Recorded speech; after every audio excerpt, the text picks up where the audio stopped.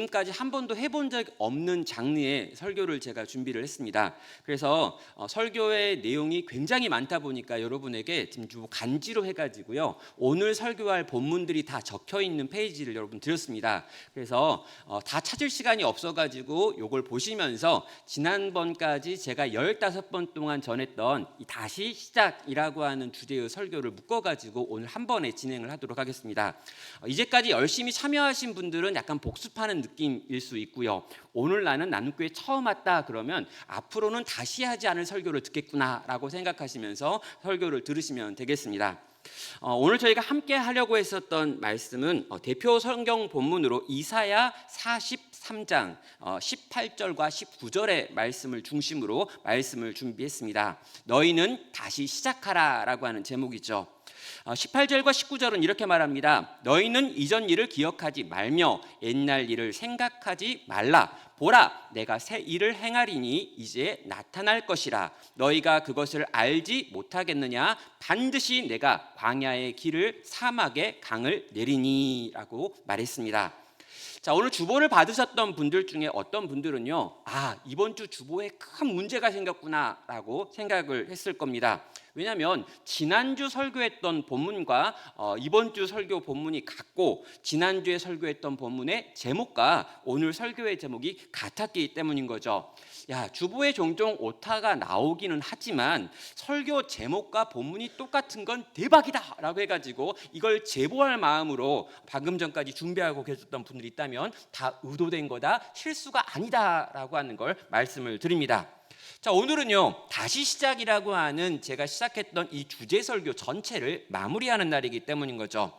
작년 말이었습니다. 올 연초에 어떤 말씀을 준비할까 기도하면서 준비하는 중에 다시 시작이라고 하는 주제가 좋겠다라고 하는 생각이 들었습니다. 제가 11년 차 사역을 시작하는 것도 있었고요, 이제 교회가 어느 정도 이전에 우리가 가지고 있었던 문제들이 해결되었고 새로운 방향을 향해 나아가야겠다라고 하는 마음에 어떤 고민도 있었기 때문인 거죠. 그래서 처음에는요, 구약에 있는 다시 시작의 본문만 찾아서 해야지라고 했더니 한 8개 정도 본문이 나왔습니다. 그런데 내가 구약만 설교하면 되겠느냐, 신약에 있는 본문도 설교해야지 라고 했더니 한 6개 본문 정도 나왔어요. 그래서 이 이제 8개와 6개를 어떻게 배치하면 될까라고 고민하던 중에 그렇구나, 우리가 주일날 이 구약에 있는 본문을 가지고 다시 시작이라는 설교를 하면서 중간에 특세가 있으니 이 특세 때 비슷한 제목으로 해가지고 신약에 있는 말씀을 다뤄야지라고 하는 생각을 했습니다.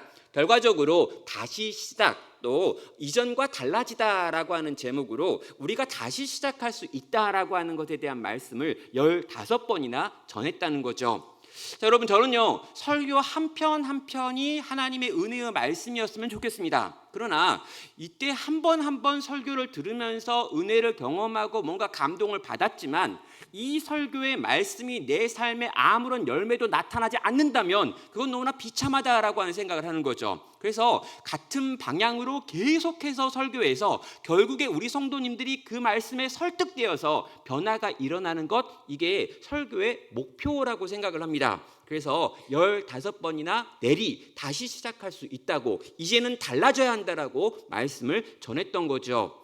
오늘은 그 15편의 설교를 다 종합해가지고 한 편의 설교로 여러분에게 증거하려고 합니다. 가능할지 저도 아직까지 안 해봐서 모르겠습니다. 아무튼요, 일단 여러분 가지고 계신 이 페이퍼에 있는 성경 본문들을 보시고요, 나중에라도 여기 나와 있는 이 본문들이 그런 뜻이었구나 라고 하는 걸 떠올리시면서 다시 시작할 수 있다, 이전과 달라질 수 있는 거구나 라고 하는 걸 생각할 수 있다면 감사하겠습니다. 자, 가장 먼저 다뤄야 될 부분은요, 하나님이 우리를 다시 시작하게 할 수 있는 능력을 가지고 계시다라고 하는 주제입니다. 여러분, 다시 시작할 수 있을까? 없을 것 같은 거예요. 이전과 달라질 수 있을까? 난 달라질 수 없을 것 같은데, 예전에도 매번 똑같이 그렇게 살다가 이제까지 살아왔는데 내가 어떻게 달라질 수 있을까라고 하는 절망이 우리에게 이미 있고요, 이 학습된 무기력이라는 게 우리 안에 있는 겁니다. 그래서 저는 처음에 하나님이 우리를 다시 시작하게 할 수 있는 능력을 가지고 계신 분이시다라고 말씀을 드렸습니다. 새 창조의 능력을 가지고 계신다. 우리를 변화시키고 출애굽할 수 있는 능력을 가지고 계신다. 우리를 완전히 새로운 존재로 부르실 수 있는 분이 바로 우리 하나님이시다라고 하는 말씀을 드렸죠. 자, 이사야 43장 우리가 오늘 전체를 대표하는 본문에 보면 보라 내가 새 일을 행하리니 이제 나타낼 것이다라고 하는 선포로 시작되고 있습니다. 하나님께서 과거를 뛰어넘어서 완전히 새로운 일을 시작할 수 있다라는 거죠. 그리고 지금 그 일이 너의 눈앞에서 나타난다라고 아주 분명하고 선명하게 약속하고 계십니다. 하나님께서 이렇게나 강력하게 선언하고 계시다면 우리는 과거를 뛰어넘을 수 있습니다. 이전과 달라질 수 있습니다. 그분에게는 그럴 능력이 충분히 있기 때문인 거죠. 자, 먼저 이 창조의 능력이 그분에게 있다라고 하는 말씀을 드렸습니다. 혼돈 속에서 그분은 새로운 창조의 질서를 만들어 내셨죠. 창세기 1장 1절과 2절은 말합니다. 태초에 하나님이 천지를 창조하시느니라. 땅이 혼돈하고 공허하며 흑암이 깊음 위에 있고 하나님의 영은 수면 위에 운행하시니라 라고 말합니다. 자, 하나님께서 세상을 창조하시기 전에 있었던 땅의 상태는요, 혼돈하고 공허하고 흑암이 깊음 위에 있었다라고 말합니다. 질서가 없는 상태입니다. 목적이 없는 공허한 상태였습니다. 깊은 어둠 속에 감추어 있던 상태가 이전날 창조 전에 있었던 세상이었다는 거죠. 자, 그런데 하나님의 영이 그 위에 임하여 역사하셨습니다. 혼돈과 어둠 속에서 하나님이 일하고 계셨습니다. 그리고 하나님께서 그 혼돈한 세상 가운데 말씀하시니 빛이 생겼고 질서가 생겼고 생명이 탄생하게 되었습니다. 이 말씀은 무엇입니까? 하나님이 혼돈을 다스리고 계신다. 새로운 질서를 만드시고 창조할 수 있는 분이시다라고 하는 걸 보여주는 것이죠. 하나님이 처음 창조를 행하실 수 있는 분이었다면 새로운 창조도 그분에게는 가능한 것입니다. 성도 여러분, 우리의 삶도 때로 혼돈하고 공허하고 어둠 속에 있을 수 있습니다. 미래가 불확실할 수 있고요, 방향을 잃은 것 같은 시간이 있을 수 있습니다. 창조의 하나님께서는요, 그런 혼동 속에서도 새 일을 하실 수 있다라는 것입니다. 그분이 만약 첫 창조의 하나님이시라면 그분은 새로운 창조도 하실 수 있다라는 거죠. 우리가 하나님의 영의 돌봄을 받을 때, 하나님의 영이 우리 가운데 임하여 우리 위를 움직이고 계실 때, 우리가 그분의 말씀을 듣고 그 말씀을 붙들 때 하나님께서는 이전날 창조를 행하셨던 것처럼 우리 속에서도 새로운 창조를 만들어 내시는 것입니다. 사랑하는 성도 여러분, 이 창조의 하나님을 믿으시길 바랍니다. 이 창조의 하나님의 능력을 보시길 바랍니다. 그 능력의 주님이 나를 붙들기를, 우리 가정을 붙들기를, 이 땅의 교회를 붙들어 새롭게 만드시는 일이 일어나기를 구하시는 여러분 되길 바랍니다. 두 번째는요, 한 개인의 인물, 그 인물 속에 찾아오셔서 그를 새롭게 하시는 이야기를 나눴습니다. 창세기 12장 1절입니다. 여호와께서 아브라함에게 이르시되 너는 너의 고향과 친척과 아버지 집을 떠나 내가 내게 보여줄 땅으로 가라. 내가 너를 큰 민족을 이루고 내게 복을 주어 내 이름을 창대하게 하리니 너는 복이 될지라. 너를 축복하는 자에게는 내가 복을 내리고 너를 저주하는 자에게는 내가 저주하리니 땅의 모든 족속이 너로 말미암아 복을 얻을 것이라 하신지라. 자, 하나님께서 아브라함에게 찾아오셨습니다. 본토 친척 아버지의 집을 떠나라라고 명령하시고 내가 너에게 보여줄 곳으로 이제 가야 한다라고 선언하셨죠. 그리고요, 이런 이 하나님의 찾아와 말씀하시는 그 말씀에 아브라함이 순종해가지고요, 그는 이전에 그가 가지고 있던 삶을 뒤로하고 하나님의 약속을 신뢰하며 믿음으로 움직였습니다. 자, 그가 그렇게 움직였을 때 결과적으로 그는 무엇이 되었습니까? 많은 민족을 이루고 그 민족의 아버지가 되었고요, 그를 통해서 온 세상이 복을 받게 되었고 오늘 우리도 그 아브라함을 통해서 믿음이라고 하는 복을 누리게 되었습니다. 자, 여러분, 이때 아브라함의 나이가 몇 살이었느냐? 75세였습니다. 하나님께서는 75세 된 아브라함의 인생 가운데 찾아와 그를 불러내심으로 이전과 전혀 다른 삶을 시작하게 만드셨다라고 하는 것을 보게 되는 것이죠. 성도 여러분, 그의 삶 이유는 그의 삶 앞에 있었던 모든 것과 비교할 수 없는 것이었습니다. 여러분, 아버지와 함께 하란에서 또 갈대아 우르에서 여러분 우상을 조각하는 일을 하다가 끝나버릴 수 있는 인생이었던 아브라함의 인생이 민족의 아버지가 되어서 하나님 나라 백성의 시조가 되고 믿음의 조상이 되어지는 변화가 일어났다는 것이죠. 하나님께서 한 인생을 부르셔서 새롭게 하시는 이야기를 오늘 보게 됩니다.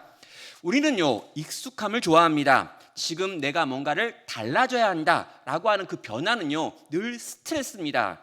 여러분, 집이 바뀌거나 학교가 바뀌거나 직장이 바뀐다거나 내가 좋아하는 어떤 취미가 바뀌는 건 다 나에게 스트레스 상황인 거죠. 그래서 우리는요, 안전한 곳에서 안정적으로 있기를 원합니다. 그러나 하나님은요, 우리를 새로움의 자리로 불러내신다는 거죠.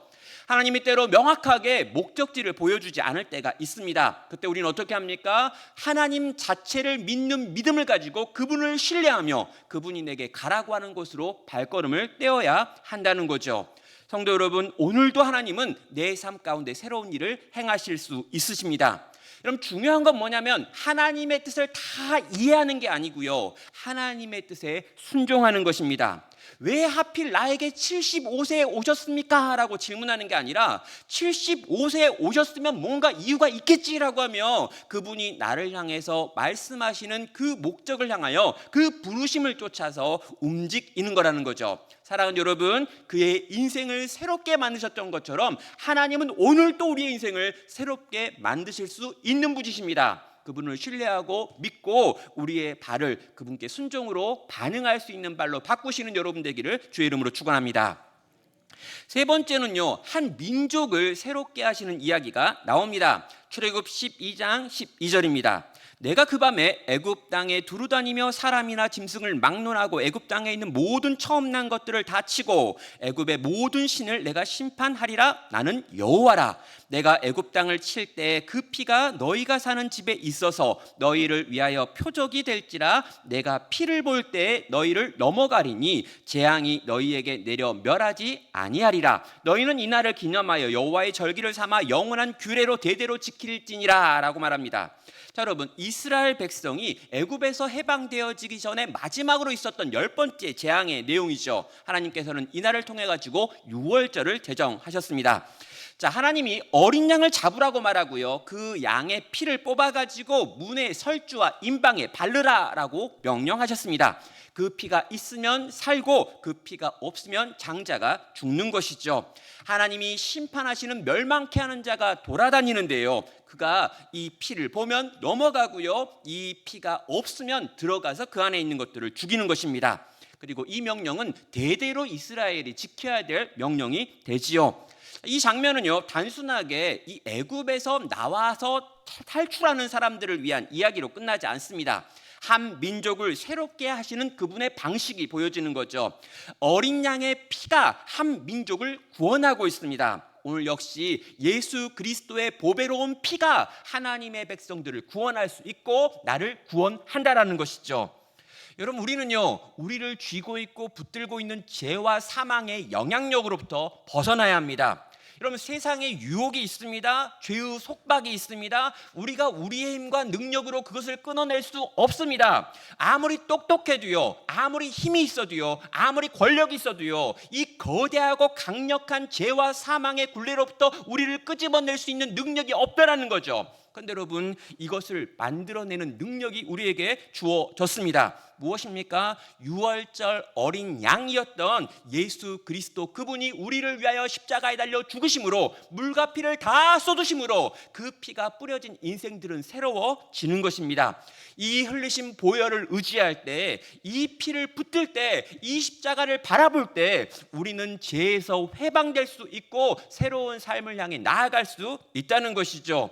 사랑하는 성도 여러분, 오늘 또 우리를 위하여 유월절 어린 양의 피가 뿌려졌음을 기억하시기를 바랍니다. 이 피를 마시길 바랍니다. 찢겨진 주님의 살을 먹기를 바랍니다. 이 피와 살이, 이 피와 이 팔이 우리 가운데 있기 때문에 우리 속에 있는 그 피와 살의 능력으로 우리는 다시 살 수 있습니다.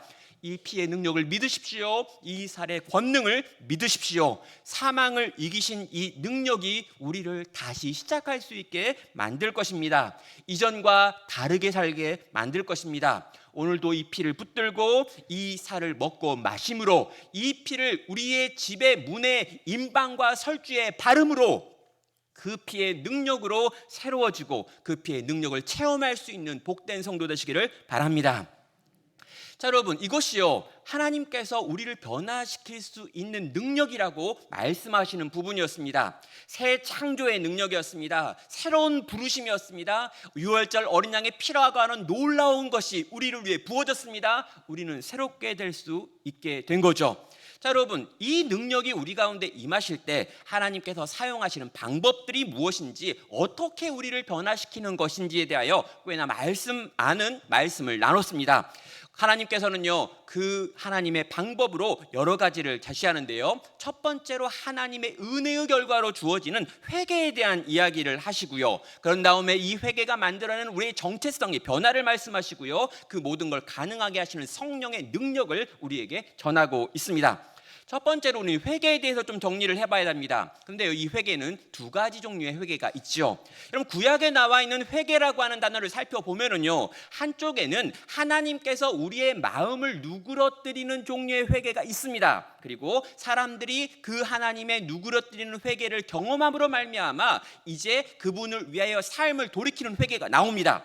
자, 욥기 42장에는요 하나님께서 친히 찾아오셔서 그의 마음을 누그러뜨리는 회개가 있지요. 자, 뭐라고 말합니까? 주께서 못하실 일이 없사오며 무슨 계획이든지 못 이루실 줄이 없는 줄 아오니 무지한 말로 이치를 가리는 자가 누구니까? 나는 깨닫지도 못한 일을 말하였고 스스로 알 수도 없고 헤아리기도 어려운 일을 말하였나이다. 내가 말하겠사오니 주는 들으시고 내가 주께 묻겠사오니 주여 내게 알게 하옵소서. 내가 주께 대하여 귀로 듣기만 하였사오나 이제는 눈으로 주를 배움나이다. 그러므로 내가 스스로 거두어드리고 티끌과 제 가운데서 회개하나이다 라고 욥이 고백을 합니다. 욥이 하나님을 체험한 다음에 그는 회개하고 있습니다. 이전까지 나는 귀로 들었던 하나님에 대한 지식만 있었습니다. 그런데 내가 고통 가운데 찾아오신 하나님을 만나버렸습니다. 내가 전에는 주님에 대하여 귀로 듣기만 했었는데 이제는 내가 눈으로 주님을 봅니다. 그런 다음에 이 욥이 말합니다. 내가 하나님께 여러 가지 많은 말들 했는데 다 이상한 말들이었군요. 잘못 말한 거였군요. 실수한 거였군요. 하나님은 그런 분이 아니셨군요. 그런 다음에 하는 말이 티끌 가운데 앉아서 회개합니다 라고 고백을 합니다.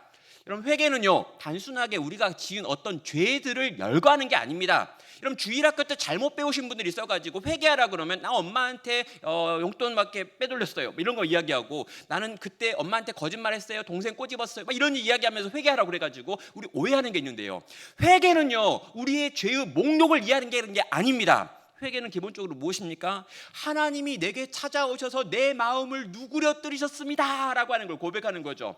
하나님을 내가 만나버렸습니다. 만났더니 내가 알고 있는 하나님과 정말 다른 분이시군요. 내가 이전에 하나님을 오해했습니다 라고 하는 걸 인정하며 그분 앞에서 우리의 누그러진 마음을 가지고 엎드리는 게 회개입니다. 회개는 단순한 죄의 고백이 아니라 하나님을 알게 될 때, 하나님을 경험하게 될 때, 하나님이 나를 위하여 행하신 놀라운 일들을 깨닫게 되어질 때 나오는 반응이 회개라는 거죠. 여러분, 하나님을 잘 알고 있다는 착각이 종종 우리에게 있습니다. 근데요, 그 많은 하나님에 대한 지식이 남한테 들어가지고 저장된 내 머릿속에 있는 지식들이라면 여러분, 그걸로 우리는 회개할 수 없습니다. 그런 간접적인 지식에 의존해가지고 우리는 우리의 인생을 그분께 걸 수 없다라는 거죠. 믿음의 길이 있고 믿음의 여정이 있는데 이 길을 완주할 수 있는 지식은 어디서 나오냐면요, 하나님께서 내 인생 가운데 찾아오셨을 때 가능합니다. 내가 주님을 이제는 눈으로 보았습니다 라고 하는 고백이 터져나오기 전까지 우리는 회개를 할 수 없다라는 것이죠. 성도 여러분, 고통 가운데 욥은 신음했습니다. 절망 속에서 욥은 부르짖었습니다. 제발 주님 좀 와달라고, 주님 좀 날 좀 만나달라고. 내가 많이 알고 있었는데, 많이 안다고 착각했는데 아닌 것 같다고. 내 많은 지식은 나로 하여금 주님 앞에서 지금 반응할 수가 없다고. 그래서 그렇게 구했을 때 하나님은 친히 찾아오셔가지고 그의 인생을 새롭게 만드시는 회개의 역사를 행하셨다는 거죠. 사랑하는 여러분, 이 주님의 찾아오심을 구하시길 바랍니다. 제발 내게 찾아오셔서 당신이 어떤 분이신지 좀 알게 해달라 구하십시오. 그리고 여러분, 우리의 자녀들과 우리의 배우자를 생각하면서도요, 동일한 기도가 필요합니다. 주님 제발 찾아오셔서 만나 주십시오. 정말 찾아오셔서 부모에게 들었던 하나님이 아니라, 선생님에게 들었던, 목사에게 들었던 이야기가 아니라 나에게 친히 찾아와 만나 주신 그 하나님 속에서, 그 하나님으로 말미암아 내가 그렇군요, 내가 이제야 하나님을 뵙군요, 하나님은 이런 분이었구나 하며 그들의 마음이 누그러지는 회개 역사가 일어나게 해달라고 구하시고 자꾸 두드리시는 여러분 되시기를 바랍니다. 그런 회개를 경험한 사람은요, 이제 이 니느웨 백성들이 했던 회개도 할 수 있습니다. 여러분, 이 니느웨 백성들이요, 아주 악한 앗수르 사람들이었습니다. 최악의 사람들이었습니다. 그런데 그들이 지금 욥이 전하는 말씀 앞에서 회개하고 돌이키는 역사가 요나서 3장 8절에 나오죠. 사람이든지 짐승이든지 다 굵은 옷을 입을 것이요, 힘써 하나님께 부르짖을 것이며 각기 악한 길과 손으로 행한 강포에서 떠날 것이라. 하나님이 뜻을 돌이키시고 그 진노를 그치사 우리가 멸망하지 않게 하시리니 그렇지 않을 줄 누가 알겠느냐 한지라. 하나님이 그들이 행한 곧 그 악한 길에서 돌이켜 떠난 것을 보시고 하나님의 뜻을 돌이키사 그들에게 내리리라고 말씀하신 재앙을 내리지 아니하시니라 라고 말합니다. 자, 이 백성은요, 하나님의 심판의 경고를 들은 다음에 온전히 회개하고 있습니다. 왕부터 백성들까지 금식하고 굵은 베옷을 입고 악한 길에서 돌이켜가지고 하나님의 긍휼을 구하고 있습니다. 그들은 그냥 두려워서 그런 게 아닙니다. 그리고 그들은 그냥 말로만 그렇게 종교적인 의식으로만 이 회개를 했던 것도 아니죠. 그들은 자신의 삶의 방향을 바꾸는 결단을 했고요, 그것들을 실천하고 있는 겁니다. 그럼 진실한 회개가 뭐냐라고 하면요, 눈물을 흘리는 것 끝나는 게 아닙니다. 그럼 진정한 회개는요, 막 가슴을 치는 거, 막 이렇게 하는 거, 뭔가 종교적인 어떤 의식에 참여하는 것, 거기서 끝날 수 없다라는 거죠. 삶의 방향이 바뀌는 것이고 행동이 변화되어 나타나는 것입니다. 그리고 하나님께서는요, 그 온전한 회개를 행한 인생들을 향하여 용서하시고 새롭게 하시는 은혜의 역사, 회복의 역사를 만들어 주신다는 거죠. 여러분, 회개는 단순한 죄책감을 느끼는 게 아닙니다. 삶의 방향을 바꾸는 것입니다. 그리고 그것을 변화시키는 의지를 발현시키는 것입니다. 우리는 하나님 앞에서 겸손하게 우리의 죄를 인정해야 합니다. 그리고 내가 이 죄 가운데 살았다는 것을 탄식하고 아파하고 죄송해야 합니다. 그러나 거기서 끝나서는 안 되는 거죠. 어디까지 가야 합니까? 행동과 태도를 바꿔야 합니다. 하나님은요, 우리의 중심을 보십니다. 근데 우리의 입에서 나오는 말들을 들으십니다. 우리가 손으로 뭘 하는지, 발로 어디에 가는지 그분은 다 보십니다. 하나님이 중심만 본다고 착각하지 마십시오. 내가 마음으로 했던 고백만 들으신다고 생각하지 마십시오. 그분은 우리의 모든 행동을 다 보고 계십니다. 그리고 하나님은 종합적으로 판단하십니다. 우리가 온전한 회개로 주님께 나아가면 주님이 우리의 삶 가운데 일하실 것입니다. 주님이 우리를 새롭게 만드실 것입니다. 회복의 길로 인도할 것입니다. 우리는 이 니느웨 백성들한테 배워야 합니다. 그럼 거대한 걸 바꾸려고 하지 않으셔도 괜찮습니다. 작은 회개를 시작하십시오. 작은 손의 변화, 작은 발의 변화, 작은 물질의 변화, 작은 입술의 변화가 우리 가운데 있기를 바랍니다. 주님은 이 온전한 작은 변화들을 보시고 우리 속에 기적을 행하실 것입니다. 또 여러분, 우리는요, 우리의 정체성이 바뀌었다라고 하는 것을 기억할 필요도 있습니다. 왜요? 하나님의 크신 사랑이 우리에게 들어와서 우리를 다른 존재로 바꾸셨기 때문이죠. 호세아 2장은 말합니다. 그러므로 보라, 내가 그를 타일러 거친 들로 데리고 가서 말로 위로하고 거기서 비로소 그의 포도원을 그에게 주고 아골골짜기로 소망의 문을 삼아 주리니 그가 거기서 응대하기를 어렸을 때와 애굽 땅에서 올라오던 날과 같이 하리라. 여호와께서 이르시되 그날에 내가 나를 내 남편이라 일컫고 다시는 내 바알이라 일컫지 아니하리라. 내가 바알의 이름을 그의 입에서 제거하여 다시는 그의 이름을 기억하여 부르는 일이 없게 하리라. 자, 하나님께서 범죄한 이스라엘 백성을 향해서 지금 찾아오셔가지고 나는 여전히 너를 사랑한다라고 하는 말씀을 하고 있습니다. 여러분, 이스라엘은 하나님을 버렸습니다. 하나님을 떠났습니다. 완전히 그분을 향해 돌아섰습니다. 그런데 하나님이 찾아오셔서 그를 거친 들로 데리고 가십니다. 그리고 그 거친 들, 그 고난이 가득한 땅에서 그를 향한 하나님의 사랑을 고백하고 있지요. 하나님이 거기서 이스라엘을 위로하십니다. 포도원을 돌려주시겠다라고 이야기합니다. 이전날 너희에게는 아골 골짜기라고 하는 고통의 골짜기였는데 이 아골의 골짜기가 소망의 문이 되게 만드는 기적을 내가 너희 삶 가운데 행하리라 라고 말합니다. 그러더니 마지막에 이제 내가 너의 남편이 되고 너는 나의 아내가 될 것이다. 더 이상 나를 바라보면서 바알 주라고 부르지 않고 남편 이씨라고 부르게 될 것이다 라고 지금 선언을 하는 것이죠. 사랑하는 여러분, 하나님은요 실패한 우리를 포기하지 아니하시고 사랑으로 우리를 회복시키는 분이시다라고 하는 걸 호세아는 보여줍니다. 성도 여러분, 우리는 종종 하나님을 떠납니다. 그리고 세상의 것들을 의지하지요.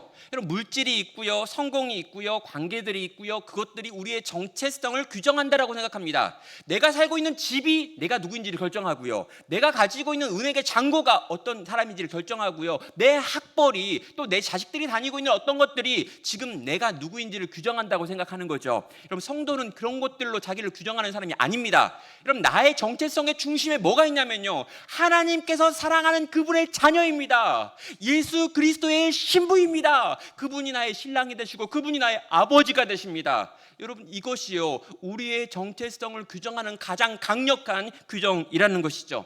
하나님은 우리를 절대 포기하지 않으십니다. 그분은 우리를 쫓아오십니다. 그분은 우리를 지금도 사랑으로 부르고 계십니다. 때로 어려움과 고난을 통해서 하나님과의 관계가 끊어져 있는 것 같고 절망스러운 상태다라고 생각되어지는 곳에 있다면, 지금 내가 살고 있는 것이 아골 골짜기 같다라고 느끼시는 분이 있다면, 이 아골 골짜기를 소망의 문으로 바꾸시는 하나님의 크신 사랑을 구하시길 바랍니다.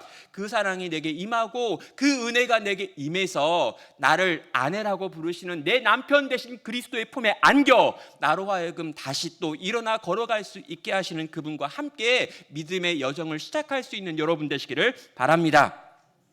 자, 여러분, 이어서 나오는 내용을 보면은요, 마가복음 5장에 있는 이 거라사 광인에 대한 이야기입니다. 자, 여러분, 이 거라사 광인은 도대체 어떤 존재였습니까?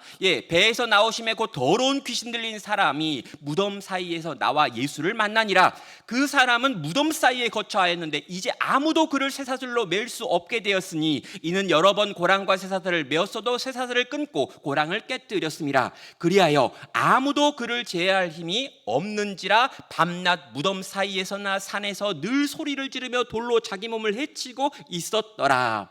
그가 멀리서 예수를 보고 달려와 절하되 큰 소리로 부르짖어 이르되 지극히 높으신 하나님의 아들 예수여, 나와 당신이 무슨 상관이 있나이까? 원하건대 하나님 앞에 맹세하고 나를 괴롭히지 마옵소서 하니, 이에 예수께서 이미 그에게 이르기를 더러운 귀신아 그 사람에게서 나오라 하셨습니다. 거라사 지방에 귀신 들린 한 사람이 있었습니다. 그가 예수님을 만나서 완전히 새로워지는 인생에 대한 이야기가 있었죠. 그는 무덤 사이에 살고 있었습니다. 쇠사슬에 묶여도 끊어버릴 만큼 강력하고 폭력적이었습니다. 밤낮 소리를 질렀습니다. 스스로 해치는 절망적인 상태 가운데 놓여 있었습니다. 예수님께서 그를 찾아오셨습니다. 그 안에 있는 군대를 알아보시고 그 군대를 내어 쫓으셨습니다. 놀라운 변화가 일어났죠. 그는 옷을 입게 되었고요, 온전한 정신이 되었고요, 예수님 옆에 앉아있는 존재로 새로워졌습니다. 더 이상 그는 버림받은 자가 아니었습니다. 예수님의 은혜로 새로운 정체성을 가지고 회복된 인생이 되고 있는 거죠. 예수님은 그를 고향으로 돌려보내서 하나님이 하시는 놀라운 일들에 대한 증인이 되라고 사명까지 주셨습니다. 자, 여러분, 우리 이 이야기를 들으면서요 이런 생각을 합니다. 거라사 광인과 2,000마리의 돼지 떼 중에 누가 더 가치 있는가, 이런 생각을 해요. 그러니까 여러분, 이 거라사 광인이라고 하는 미치광이가 있었습니다. 그런데 여러분, 이 한 미친 사람과 지금 2,000마리나 되어지는 그 거대한 이 돼지떼가 있는데, 이 한 사람을 건지겠다고 이 2,000마리를 어떻게 바다에 집어던져가지고 죽이시는가? 다른 방법이 없었을까? 이런 생각을 하는 거죠. 아니, 좀 경제적으로 계산을 해보면 이 2,000마리의 돼지가 많은 사람들에게 들어가가지고 그 사람을 살리고 살찌워가지고 하는 게 더 이익이지 않을까라는 생각을 우리는 늘 한다라는 거예요. 여러분, 우리가 이렇게 생각할 수 있는 이유가 무엇입니까? 나는 절대 거라사광이 아니라고 생각하는 거죠. 나는 동네 사람인 겁니다. 우린 늘 내가 죄인이라고 생각 안 합니다. 내가 저 미치광이구나 생각 안 합니다. 내 안에 수천 마리의 귀신들이 들어와가지고 나의 모든 삶을 지금 다스리고 있는 거구나라고 생각 안 하는 거예요. 난 멀쩡하고 난 온전하고 난 괜찮은 사람이라고 늘 착각하는 거죠. 근데 여러분, 아니라는 겁니다. 네가 거리사광이라는 겁니다. 네 안에 귀신이 있다는 겁니다. 온 세상이 네 속에 들어와가지고 지금 너로 하여금 똑바로 믿음대로 살지 못하게 망해하고 있다는 겁니다. 나라고 하는 존재가 지금 그런 상태이고, 그런 나를 위하여 예수님이 찾아오셨고, 그런 나를 위하여 돼지 2,000마리라고 하는 엄청난 것들을 허비해가지고 살려놓았다고 말한다는 거죠.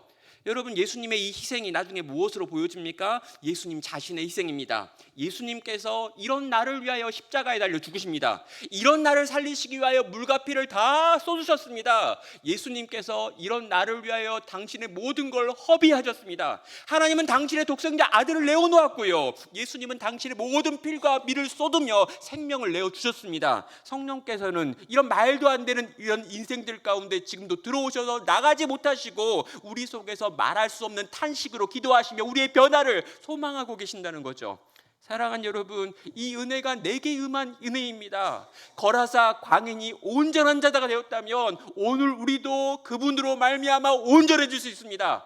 우리의 변화된 정체성, 온전한 인생, 그리스도로 말미암아 새로워져든 내 인생에 대하여 이 시간 믿음으로 고백하고 믿음으로 선포하는 여러분 되시길 바랍니다.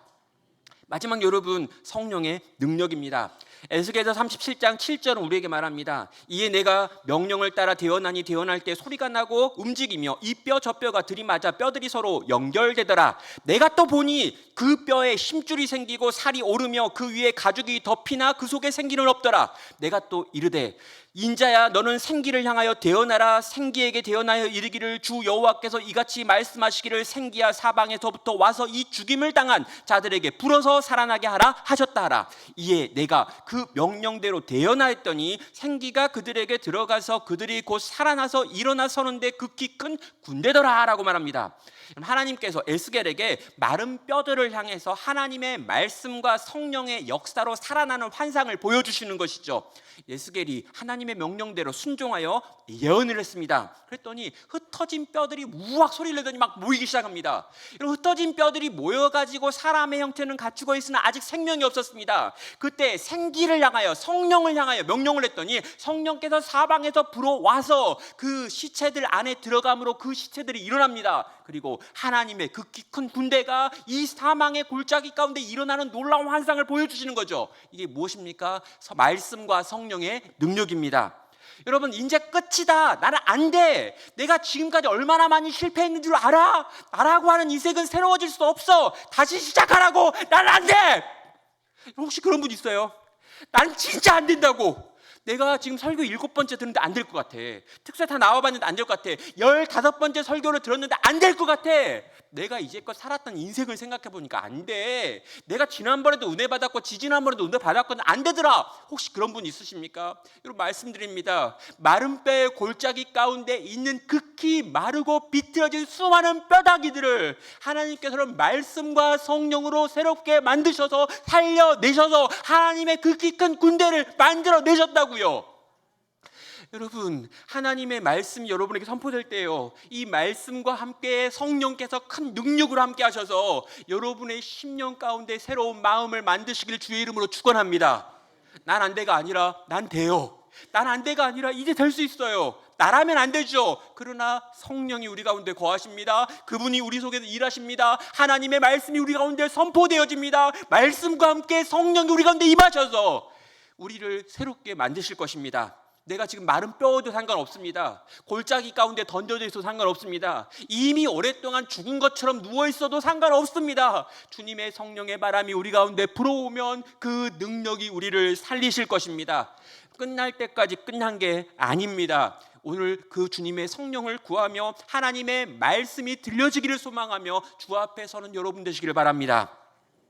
이제 결론인데요, 이제 믿음의 경주를 시작하라라고 하는 부분이죠. 이 말씀의 마지막 3번째 주제였습니다. 하나님께서 내게 그 놀라운 일들을 이렇게 행하셨다면 이제 반응하라라고 하는 거였죠. 여러분, 한 3가지 정도만 정리하면 될 것 같습니다. 죄송합니다. 예. 거의 다 왔습니다. 끝이에요.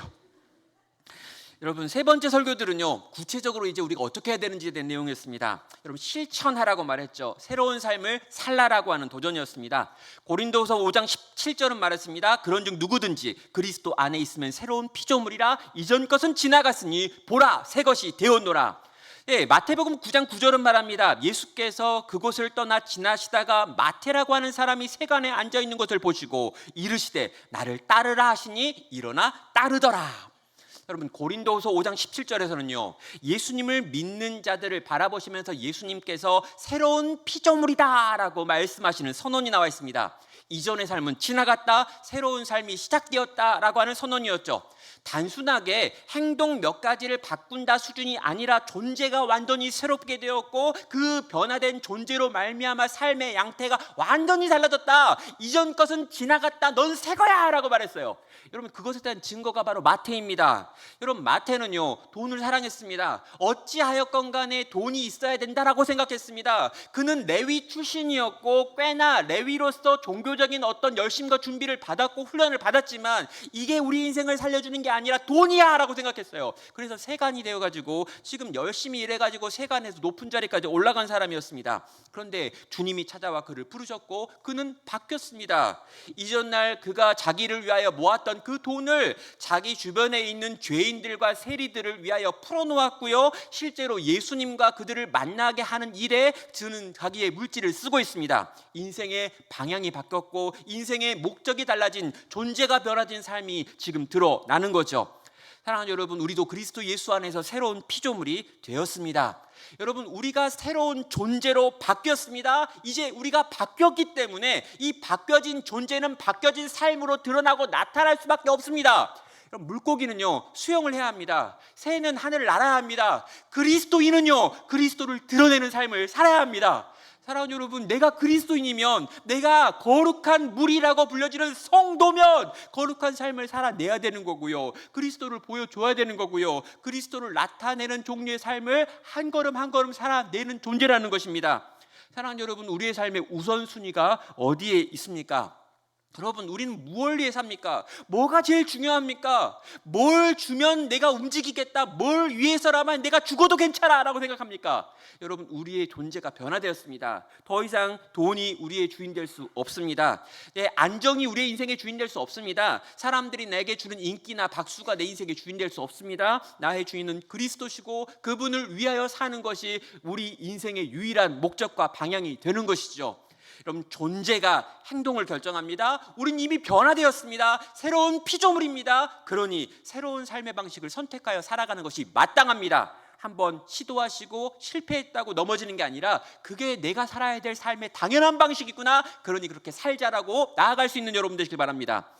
여러분, 이렇게 살 때 우리에게 필요한 것은 하나님을 기대하는 것입니다. 이사야 43장 18절은 말합니다. 너희는 이전 일을 기억하지 말며 옛날 일을 생각하지 마라. 보라, 내가 새 일을 행하리니 이제 나타낼 것이라. 너희가 그것을 알지 못하겠느냐? 반드시 내가 광야에 길을 내며 사막에 강을 내리니.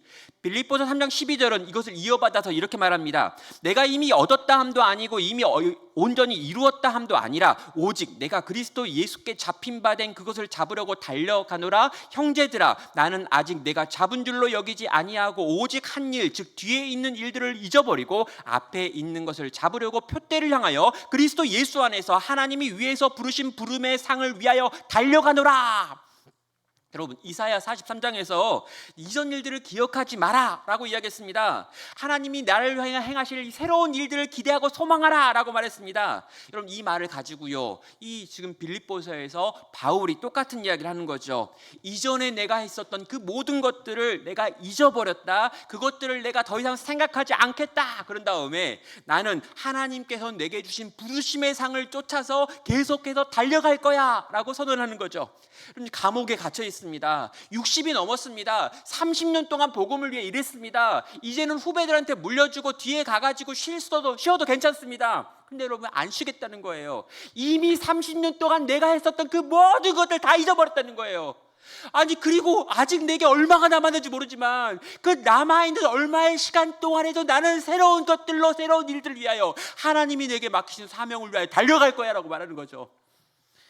여러분, 우리는요, 우리의 과거로부터 분리되어야 합니다. 과거 중에 슬픈 것들 때문에 낙심하여서 오늘을 살지 못하는 분들 너무 많습니다. 과거에 성공했던 이야기를 지금도 울고 먹으면서 왕년에 내가 참 잘했지 이런 이야기하는 분들이 있습니다. 다 버리십시오.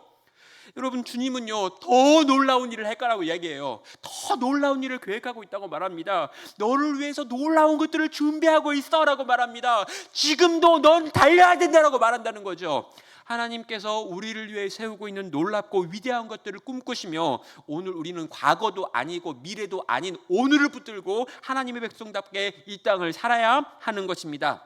하나님께서 오늘 우리의 삶을 인도하십니다. 하나님이 오늘 말씀하십니다. 우리에게 주어진 시간은 오늘밖에 없어요. 우린 과거를 바꿀 수 없고요, 미래가 예측이 안 됩니다. 그래서 오늘밖에 없어요. 지금 이 시간만 유일하게 내가 사용할 수 있는 그 시간입니다. 하나님이 내게 사랑하라고 주신 기회의 시간입니다. 하나님에게 섬기라고 주신 기회의 시간입니다. 오늘 내가 입을 열어서 지금 하고 있는 그 말만 난 통제할 수 있어요. 그렇다면 여러분, 오늘을 살아야지요. 하나님이 내게 기뻐하시는 말을 해야지요. 하나님이 내게 원하시는 행동을 해야 되잖아요. 오늘밖에 살 수 없는 내가, 지금밖에 움직일 수 없는 내가 할 수 있는 최선은 지금이라고요. 사랑하는 여러분, 과거도 아니고 미래도 아닙니다. 오늘 내게 주어져 있는 내 시간을 정말 주님 기뻐하시는 게 뭘까 고민해서 하나하나 쌓아가시는 인생 되시길 바랍니다. 그런 오늘이 쌓여서 인생이 됩니다. 그런 오늘들이 모여서 우리 인생 전체에 대한 하나님의 평가가 됩니다. 하나님 보시게 되어지는 그때, 하나님, 내가 하루하루 최선을 다하여 주 기쁘시게 하려고 살았습니다. 그래서 이게 내 인생입니다 라고 고백하여 들려드릴 수 있는 그런 인생 되시길 주의 이름으로 축원합니다. 마지막 결론입니다. 끝까지 달리라고 하죠. 히브리서 12장 1절은 말합니다. 이러므로 우리에게 구름같이 둘러싼 허다한 증인이 있으니 모든 무거운 것과 얽매이기 쉬운 죄를 벗어버리고 인내로서 우리 앞에 당한 경주를 하며 믿음의 주여 또 온전케 하시는 이인 예수를 바라보자. 그는 그 앞에 있는 기쁨을 위하여 십자가를 참으사 부끄러움을 개의치 아니하시더니 하나님 보좌 우편에 앉으셨느니라. 너희가 피곤하여 낙심하지 않기 위하여 죄인들을 이같이 자기에게 거역한 일을 참으신 일을 생각하라라고 말하죠. 여러분, 이 길이 힘들다는 거예요. 여러분, 히브리서를 썼던 이 히브리서 기자는요, 지금 이 히브리서의 대상이 누구냐면 유대교에서 기독교로 개종했다가 기독교인으로 사는 것이 힘들어지니까 다시 유대교로 돌아가고 있는 사람들 보면서 썼습니다.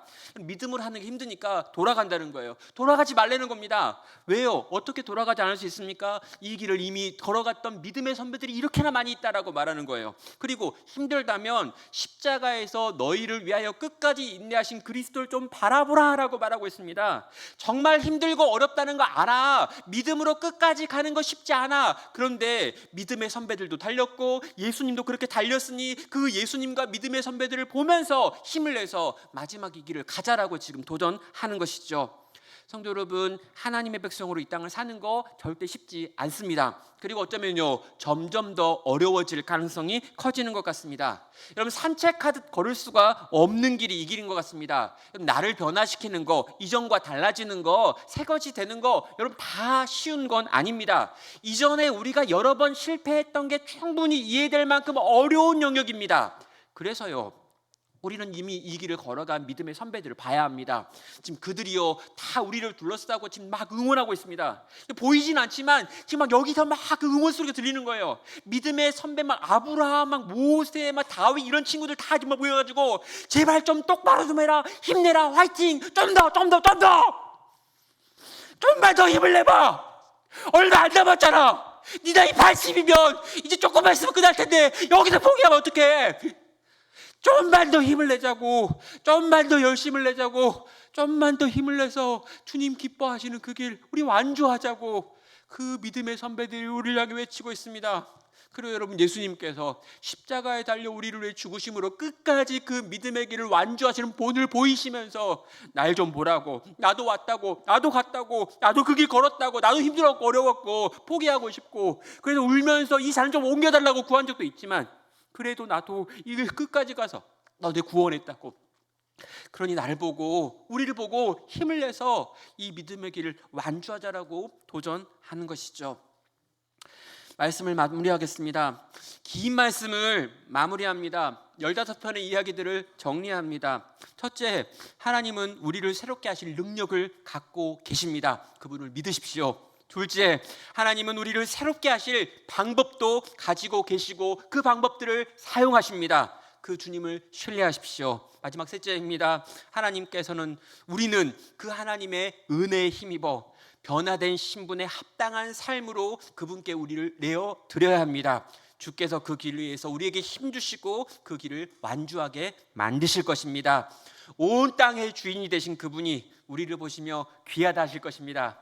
온 땅의 주인 되신 그분이 우리를 보며 애썼다 하실 것입니다. 온 땅의 주인 되신 그분이 우리의 인생과 우리의 수고와 우리의 눈물과 우리의 분투를 보시며 잘하였다 착한 종아라고 말씀하실 것입니다. 그날까지 이 길 끝까지 걸어갈 수 있는 우리 모든 성도 되시길 주의 이름으로 축원합니다. 함께 같이 찬양할까요? 온 땅의 주인 되신 주님, 그 주님이 내 이름을 아십니다. 우리의 상한 마음을 그분이 돌보십니다. 어둠을 밝히시는 새벽 별, 방황하는 내 마음의 주의 길을 비춰 주실 것입니다.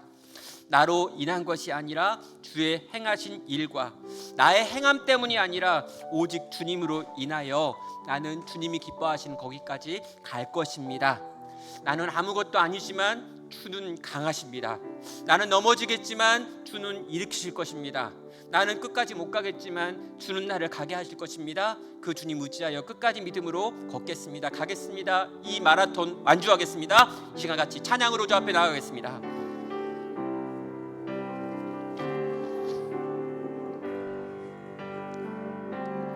온 땅의 주인 되신 주님이 내 이름 아시며 상한 맘 돌보네. 어둠을 밝히시는 새벽별, 방황하는 내 맘 주의 길 비추시네. 나로 인함이 아닌 주가 행하신 일로, 나의 행함이 아닌 오직 주로 인하여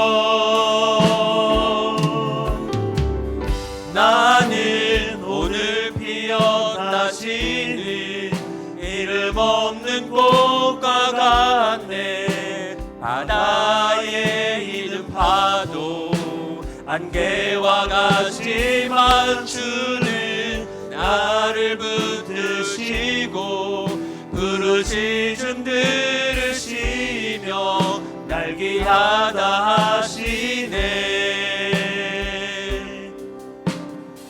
주님은 나의 죄를 보시고 사랑의 눈으로 날 일으키시네.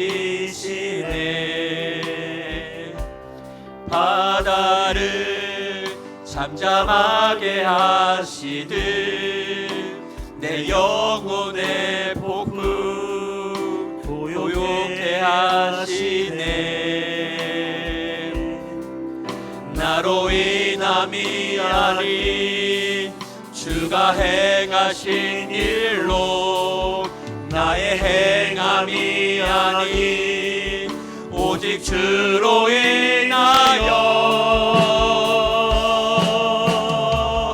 나는 오늘 피었다 지는 이름 없는 꽃과 같네. 광야에 있는 파도 안개와 같지만 주는 나를 붙드시고 부르짖음 들으시며 날 귀하다 하시네.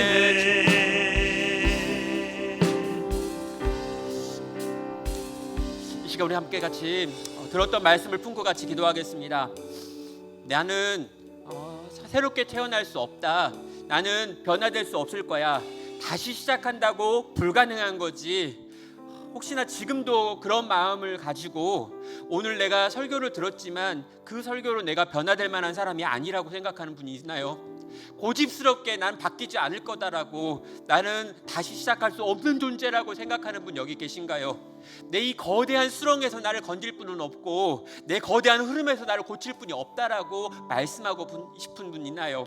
이 시간 이 주님을 의지하며 나아가겠습니다. 창조의 하나님, 한 인생을 변화시키는 하나님, 한 민족을 새롭게 만드신 하나님, 오늘 내 인생 가운데 찾아오셔서 내 마음을 부드럽게 하여 주시옵소서. 그리고 정말 그 부드럽게 하시는 주님의 회개의 능력을 경험함으로 그 은혜에 반응하여 나도 변화되기를 결단하게 하여 주시옵소서. 이런 나를 고쳐주시옵소서. 이런 나를 바꿔주시옵소서. 새 일을 허락하여 주시옵소서. 변화시켜 주시옵소서. 새로운 존재로 나를 바꾸시는 역사, 다시 시작하게 만드는 역사, 이전과 달라지는 역사가 내 인생 가운데 일어나게 하여 주시옵소서. 주님, 나를 귀하다 여기신다 하였는데 오늘도 내게 은혜 주셔서 그런 귀한 주님의 백성으로 변화되어서 살아가는 역사가 내 삶 가운데 일어나게 하여 주시옵소서. 내 가정 가운데 일어나게 하여 주시옵소서. 우리 교회 가운데 일어나게 하여 주시옵소서. 이 시간 주의 은혜 구하며 기도로 주 앞에 나아가겠습니다.